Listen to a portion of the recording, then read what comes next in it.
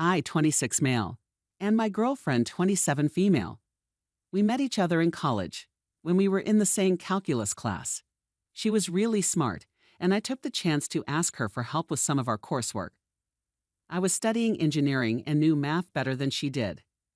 We flirted a bunch and ended up dating. We stayed together throughout our entire 4 years of undergrad. Later on, we both went to grad schools in the city, and even though we attended different schools, we lived together. I couldn't imagine my life without her. We had been together for a long time, and I saw a lot of my future with her. I wanted to propose, but I decided to wait until both of us were settled in our careers and really ready for that next big step. Her family lived in Texas, and we were in New York, so she didn't get to see them much. I met them a few times, but we weren't very close. She had a strong bond with her family and talked to them regularly. Although she missed them a lot, she was content living in the city. Then one evening, we received a surprise phone call from her mother. Her sister had a car accident and was in the ICU. As soon as she heard, she packed a bag and booked the next available flight to be with her. I wanted to go along, but we decided it would be better for me to stay behind for a day. This way, she could inform her workplace and arrange for someone to take care of our dog. I stayed back to handle things while she went ahead. During her flight home, her mother called me and delivered the devastating news that her sister had passed away. It broke my heart that I couldn't be there with her when she learned about the loss of one of her closest friends. They were so alike that people called them twins. My girlfriend was 2 years younger than her sister, but they looked so much alike. When my girlfriend arrived in Texas, people were struck by how identical they looked, and their voices sounded exactly the same. Her trip changed from visiting her injured sister to helping plan a funeral. I stayed in New York longer than planned at her suggestion. She wanted me to wait until they had a date set for the funeral. We couldn't afford much for dog boarding or a sitter, so the shorter my time away, the better. I called her frequently to check in while she was in Texas. As time passed, it seemed like she was coping better. There were times she didn't answer, but she'd text me back later, explaining she had been at her sister's house sorting through her things. Her sister, married to a guy we called Joe, seemed nice in the few times I met him, but he came across as superficial. He aimed for a big house, nice cars, and a perfect wife, and that's what he got. I always felt he wanted to marry my wife's sister because she fit the image of a trophy wife. I knew spending time at her sister's house meant being around him, but she was grieving. It never occurred to me that they might become involved romantically. Eventually, I flew down for the funeral and was finally reunited with my girlfriend. I missed my girlfriend a lot, and I felt guilty for not being there with her during her grieving process. At the wake, Joe struck up a conversation with me and mentioned how sometimes he saw her sister in my girlfriend. His gaze lingered on her longer than I found comfortable, but I didn't say anything considering he had just lost his wife. After the funeral, he kept bringing up how tough it was on my girlfriend and emphasized that I wasn't there. It felt like he was trying to make me feel guilty. A couple of days later, my girlfriend and I flew back to the city and tried to get things back to normal. However, she was still grieving, and many things upset her. I tried to be there for her, but she wouldn't let me help. When I attempted to comfort her or hold her at night, she turned away and didn't even want to hold my hand. I thought it was just her way of grieving and shutting me out because of it. One day, I came home from work and found her in our bedroom, trying on clothes she brought back from Texas. It turned out they were all her sister's belongings, things that Joe had purchased for her before she passed away. I noticed she was taking a lot of pictures of the clothes too.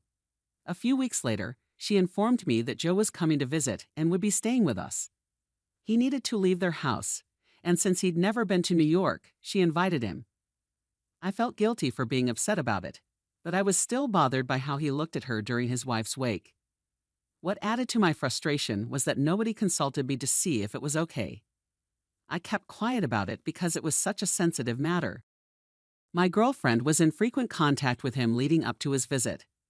I would come home from work and see them FaceTiming, discussing various places they planned to go. When he arrived, the calls and texts became even more frequent. This level of communication wasn't there before the funeral, and it made me uneasy.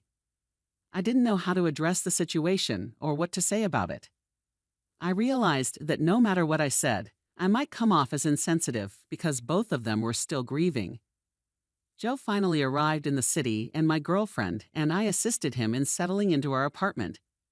Since my girlfriend worked from home and I worked just a few blocks away, she was going to be alone with him most of the time he was there. Mike was telling me not to trust it. I hadn't seen any direct signs that something was going on between them. Still, I had this gut feeling that their relationship had changed significantly since the funeral, and it bothered me. My imagination started running wild, thinking about the conversations they might have had over text or when I wasn't around. My girlfriend looked exactly like her sister, and I couldn't shake the worry that Joe might be attracted to her, maybe even always had been. One afternoon while I was at work, I sent my girlfriend a text asking if she wanted me to grab food on my way home. Normally, she'd reply within half an hour, even if she was in a meeting. However, this time, she didn't respond at all. I started to get a bit worried, so I left work a couple of hours early to go home and make sure everything was all right. As I approached the door, I heard some very alarming noises on the other side. It was evident that someone was having intimate relations in the apartment. As quietly as possible, I inserted my key into the door and opened it, only to find my girlfriend wearing one of her sister's dresses, engaged in an intimate moment on the couch with Joe. They noticed me, and she swiftly got off him, hurriedly fixing herself before following me down the hallway. As soon as I witnessed it, I was done with her. My suspicions were confirmed, and I didn't need to say anything before I walked away to catch the elevator. She slipped through the door and began attempting to explain herself. I didn't want to hear her out, but I felt trapped and had no choice. She told me that Joe was there for her during her grieving, and it just happened the first time. She swore she didn't expect it to happen again while he was visiting. They talked about it, both acknowledging it was wrong, but it just happened again. I could sense she was lying, so I asked to see her phone. She seemed almost shocked that I asked. It was clear she wasn't expecting me to challenge her on it. When I checked her phone and found the text messages between them, it confirmed that she was indeed lying. She apologized as I read through all the messages, but deep down, I knew that it wouldn't make a difference. Before her sister's funeral, my girlfriend and Joe got together. She was at their house helping him find a dress for her sister's funeral, and she tried it on to see how it looked because they looked similar. She told me that Joe saw her, and something changed in his mind because she resembled his wife so much. They had sex for the first time while she was trying on dresses for her sister's burial. After that, they developed a very strange bond where he practically pretended that my girlfriend was his deceased wife. It was seriously messed up, and the more she explained, the more disturbed I became. By the time we got off the elevator, Joe was catching up to us in the lobby of the apartment complex. It took everything in me not to run and attack him. I restrained myself and told my girlfriend I never wanted to see her again. I strongly recommended they both go to therapy because what they did was beyond troubling. I went to a friend's house to figure out what to do about where I lived. I didn't want to stay in the apartment where I saw all that happen. While thinking about it, I knew I wanted to expose them. They weren't going to make a fool out of me and act like nothing happened. I felt enough time had passed since her sister's death to tell everyone how the two closest people in her life betrayed her after she died. I created a group chat with almost her entire family, excluding her and Joe. I composed a message explaining everything my girlfriend had told me. They were furious when they heard, and many of them didn't even believe what I said. I had people calling me, shouting, accusing me of lying and making up terrible things. I swore to them that it was the truth.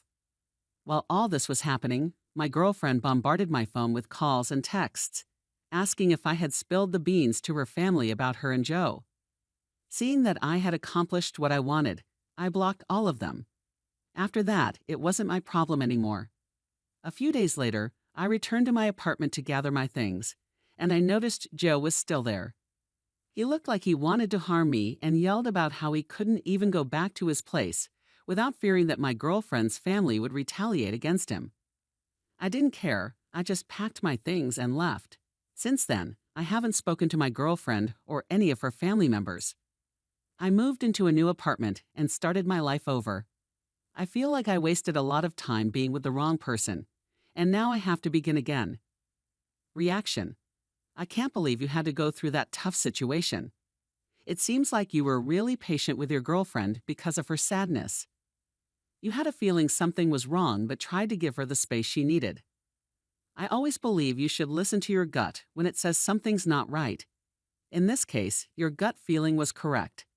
I don't get how your girlfriend was okay with acting like her sister with her husband.